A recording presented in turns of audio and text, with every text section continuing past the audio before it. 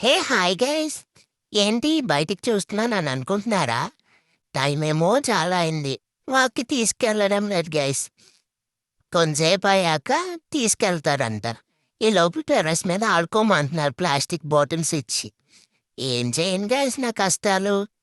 మళ్ళీనేమో ఎండలో కూర్చోవాలంట. రోజు D vitamin అవసరమా గైస్, మీరే చెప్పండి. సరే అని వాక్కి తీసుకెళ్లారు. వాక్కెళ్ళొచ్చాక మళ్ళీ కొంతసేపు అలా ఆడుకున్నా. ఫుల్‌గా ఆడేసి, తినేసి భజన.